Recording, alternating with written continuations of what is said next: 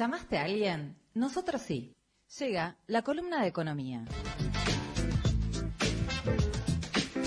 Y ahora sí, tenemos la comunicación telefónica con nuestro experto en economía, Max Cantoni. ¿Cómo estás? Muy buenas tardes. Hola, ¿cómo andan? Acá por teléfono, disculpen que no están en el piso, pero haciendo lo posible para salir al aire. Bueno, muchas gracias por esta conexión.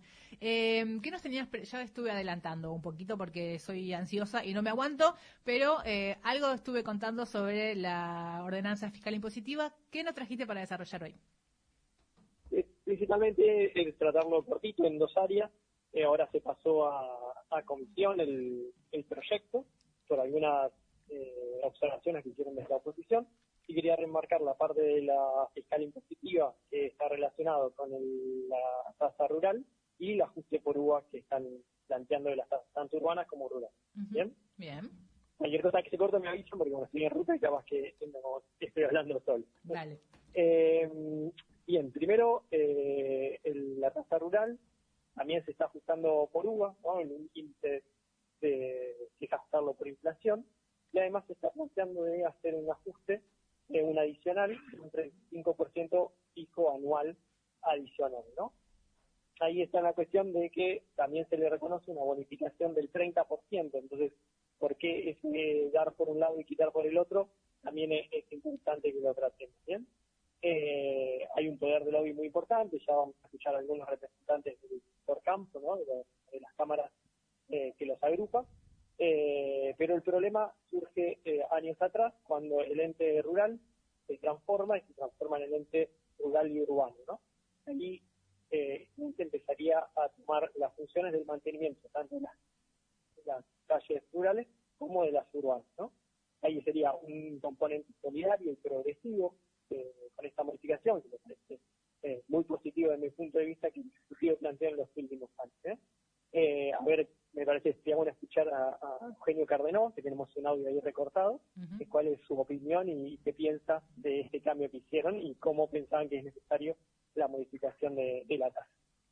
Es sorprendente, digamos, por de pronto lo que se va a hacer, de la manera que se va a hacer, y que además no hubo ningún tipo de consulta ni se conversó con el sector productivo para plantear esto, ¿no? Así que, bueno, un poco hubo una reunión en el cual participaron algunos concejales de la oposición, un grupo de productores, habíamos miembros de algunas entidades, bueno, varios productores del norte del partido autoconvocados que han participado también en su momento de lo que fue el ente vial. Y la verdad que muchísima preocupación ante esto, y además que es un nuevo atropello, digamos, por parte del gobierno municipal hacia el sector, ¿no? Max. Sí, bien, ahí lo escuchamos, que primero que no fue consultado previamente, ¿no? Los representantes del sector, imaginémonos nosotros si nos consultan cuánto tendría que salir el barrido de las calles, la iluminación de las calles, también la vía pública, que muchas veces se corta, entonces pagar en función de lo que creemos que sale cada uno de los servicios, bueno, ellos se creen con la potestad de poder fijar ese precio. Y bueno, la cuestión solidaria tampoco la ven, ¿no? Como que sus aportes al mantenimiento de las calles, sino en la cuestión de hacer como solidariamente el uso de esos recursos para el resto de la sociedad. ¿Y qué pasó ante este cambio del ente rural, no? Lo que vieron desde el Ejecutivo y con preocupación es que bajó mucho la cobrabilidad, ¿no? De una cobrabilidad casi perfecta, bajó entre un 70 y un 75%, ¿no? Un 25% menos de recursos. Entonces, ahí es cuando se prenden las luces de la alarma. Y por eso plantean la cuestión de las sobretasas sobre este sector y la bonificación del 30% de la tasa rural, ¿no? Entonces, ahí sería como el incentivo, esa bonificación del 30% es por pago a término, ¿no? Entonces, sería, por un lado, se le da el pago a término, un descuento, pero se recompone con esta bonificación, ¿no? Ahí creo que técnicamente lo pensaron, la parte ejecutiva, puede tener ese criterio, pero le faltó toda la parte política, ¿no? Y le salió mal, ¿no? Entonces tuvieron que reevaluar y ahora se está discutiendo nuevamente. Y le salió mal porque también ahora los representantes del sector rural terminan vaciando el ente vial rural y urbano y dejándolo sin la representación del campo, con todo este conflicto que puede generar en Puerta, que es una noticia de ayer, de estos días, Sí. Que bueno, es una especie de rebelión fiscal al estilo que la Nación está planteando con Esper y con Milei mismo apoyándolo, ¿no?, a nivel provincial. Bueno, la estamos teniendo a nivel local para prestar la atención, y pregúntense por qué esta noticia fue también salió en los portales nacionales, en TN, una Bría buscaba en las noticias y estaba esta cuestión como algo que por lo menos llamaba la atención, ¿no? Desde mi punto de vista, la actividad productiva, la más pujante de la ciudad, tiene que ser el que más aporte a las arcas municipales, no tiene que ser el motor de crecimiento y sostenibilidad del espacio urbano, ¿no? Y en este caso sería el complejo agroexportador, ¿no? Me parece fundamental remarcarlo, pero no confundir el sector agroexportador, ¿no?, con el productor primario. Ahí hay un error también de concepción que quisieron hacerlo con este sentido. Me parece que la propuesta de innovar, de tener políticas de dónde obtener los recursos, el intendente en la sesión inaugural no lo están cumpliendo, están ajustando, cazando dentro del zoológico, se habla muchas veces, o pescando dentro de la misma pecera, ajustando los que vienen pagando, generando tasas, ¿no?, por los jardines maternales, y después todos los ajustes que fueron haciendo, que no es hacer la estructura progresiva y más positiva, sino es ajustar a un sector que ya viene, el rentista que viene pagando, y complicando también con decisiones torpes la cobrabilidad. Y sí me parece interesante ver las grandes cerealeras, las grandes agroexportadoras, de cómo hacer para que sean ellas las que terminen pagando y no el productor que recaiga sobre su espalda sin defenderlo ni sacándole las culpas ni las responsabilidades, pero sí me parece que el que tiene con mayor capacidad de contribución es el sector de la agroexportación, ¿no?, que opera, y como lo vimos hace varias columnas, dentro del puerto, ¿no? Uh-huh. Que son los que tienen récord, que cada tanto anuncian un nuevo récord.